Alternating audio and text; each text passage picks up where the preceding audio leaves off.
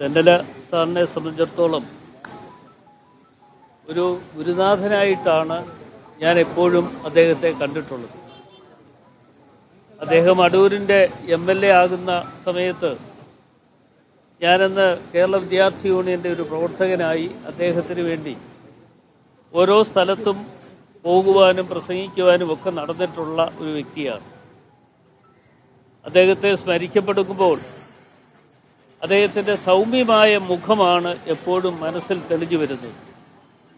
ആ സൗമ്യമായ മുഖം എൻ്റെ മനസ്സിൽ തെളിഞ്ഞു വരുന്നു എന്ന് പറയുമ്പോൾ അദ്ദേഹം ഈ പാർട്ടിയെ എത്രമാത്രം ശക്തമാക്കുവാൻ വേണ്ടി പ്രവർത്തിച്ചു എന്നുള്ളത് ഏറ്റവും സ്മരണീയമായ ഒരു കാര്യമായി ഞാൻ കാണുകയാണ്.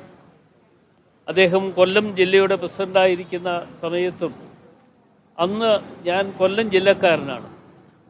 അന്ന് പത്തനംതിട്ട ജില്ല രൂപീകരിക്കുന്നതിന് മുമ്പ് കൊല്ലം ജില്ലയുടെ പ്രസിഡൻ്റായി അദ്ദേഹം പ്രവർത്തിക്കുകയും അതിനുശേഷം KPCCയുടെ പ്രസിഡൻ്റായി വരുന്ന കാലഘട്ടങ്ങളിലുമൊക്കെ അദ്ദേഹം നടത്തിയിട്ടുള്ള ഓരോ പ്രവർത്തനങ്ങളും എന്നും സ്മരണീയമാണ്. ഞാൻ 96 MLA ആയതിനു ശേഷം 98 അദ്ദേഹത്തോടൊപ്പം പ്രവർത്തിക്കുവാനുള്ളൊരു വലിയ ഭാഗ്യം എന്നെ സംബന്ധിച്ചിടത്തോളം ലഭിച്ചിട്ടുള്ളത്.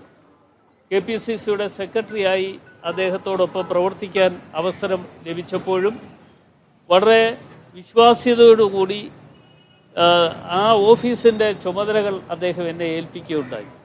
ഓഫീസിൻ്റെ ചുമതലകൾ എന്ന് പറയുമ്പോൾ അത്യാവശ്യം വേണ്ടുന്ന എല്ലാ കാര്യങ്ങളും നിറവേറ്റപ്പെടുന്നതിന് വേണ്ടി അദ്ദേഹം എപ്പോഴും എന്നെ വിളിച്ച് സംസാരിക്കുകയും സംസാരിക്കുക മാത്രമല്ല ഓരോ കാര്യങ്ങളിലും പ്രത്യേകമായി ശ്രദ്ധ അദ്ദേഹം കൊടുക്കുകയും ചെയ്തിരുന്നു. KPCC പ്രസിഡന്റ് എന്നുള്ള നിലയിൽ ഏറ്റവും വലിയ ഒരു നേട്ടം കേരളത്തിലെ കോൺഗ്രസ് പ്രസ്ഥാനത്തിന് ഉണ്ടാക്കിയെടുക്കുവാനുള്ള അവസരം ഒരുക്കിയെടുത്തത് അദ്ദേഹത്തിൻ്റെ കാലഘട്ടമായിരുന്നു. ആ കാലഘട്ടം സത്യത്തിൽ ഇന്ന് ഞങ്ങളെ ഒന്ന് സംബന്ധിച്ചിടത്തോളം പൊതുപ്രവർത്തകർ എന്നുള്ള നിലയിൽ ഞങ്ങൾക്ക് മറക്കുവാൻ പറ്റുന്ന കാര്യങ്ങളല്ല. ഞാൻ ഈ AICC എന്നെ കൺവീനറായി ചുമതലപ്പെടുത്തിയപ്പോഴും സത്യത്തിൽ ഞാൻ പലവട്ടം അദ്ദേഹത്തിൻ്റെ വീട്ടിൽ പോയി അദ്ദേഹത്തെ കാണാറുണ്ട്, അദ്ദേഹത്തിൻ്റെ അനുഗ്രഹങ്ങൾ തേടാറുണ്ട്. അദ്ദേഹം പലപ്പോഴും എന്നോട് കാണിച്ചിട്ടുള്ള സ്നേഹവും ആ വിശ്വാസവും ഇപ്പോഴും എൻ്റെ മനസ്സിൽ തങ്ങി നിൽക്കുകയാണ്. KPCCയുടെ നിയോഗമനുസരിച്ച് കൺവീനറായി എന്നെ ചുമതലപ്പെടുത്തിയതിനനുസരിച്ച് ഞാൻ ആദ്യം കാണാൻ നിശ്ചയിച്ചത് അദ്ദേഹത്തിൻ്റെ വീട്ടിൽ പോയി കാണാനാണ് നിശ്ചയിച്ചിരുന്നത്. അതിനുവേണ്ടി ഞാൻ വിളിക്കുന്ന അവസരത്തിൽ അദ്ദേഹത്തിൻ്റെ വീട്ടുകാർ എന്നോട് പറഞ്ഞത് അദ്ദേഹം ആശുപത്രിയിലാണ്, 2 ദിവസം കഴിയട്ടെ എന്ന് അദ്ദേഹം പറയുകയുണ്ടായി. പിന്നീട് വീണ്ടും 2 ദിവസം കഴിഞ്ഞ്